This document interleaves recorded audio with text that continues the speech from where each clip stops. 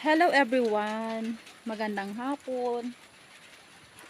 Maulan ng hapon. So, umuulan na dito guys. So, today's vlog, andito ako ngayon sa bukid guys. So, umuwi ako dito sa lugar talaga namin, lugar ng tatay namin.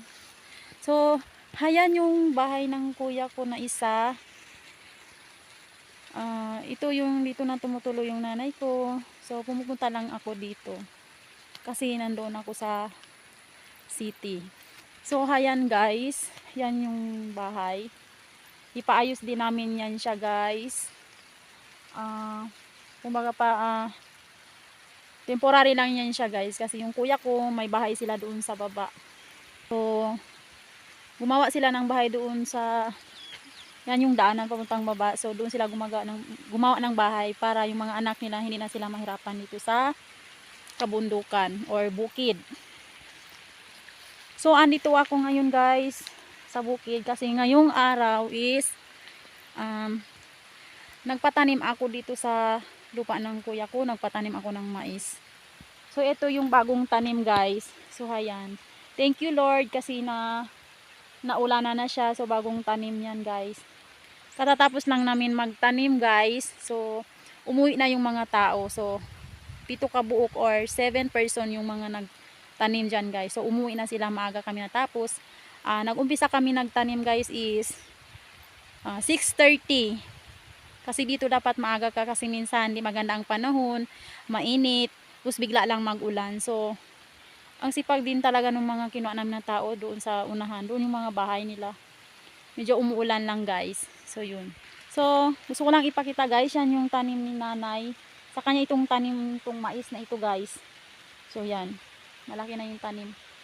So, mga ilang weeks or next month na rin ito is ma-harvest na yan siya guys. Yan, kay nanay yan siya guys. Yan.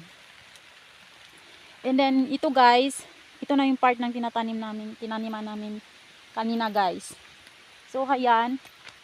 Sobra, 2 hektar ito guys, hanggang doon sa baba. Yan.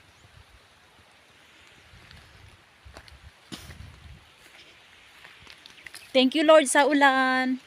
So, ayan, naulanan na yung bagong tanim yun. So, 2 hektar yan siya. 2 hectares. So, silipin natin guys yung 1 hektar dyan sa baba. So, dyan. So, ayan guys, yung 1 hektarya guys na aming tinaniman kanina. So, dyan. So, maganda nga, naulanan na siya. Yan sa baba ang 1 hektar simula doon. Dyan. Punta dyan. So, ayan guys. Maulan na hapon. It's rainy day. So, thank you Lord kasi katatapos namin ng tanim, so naulanan na siya.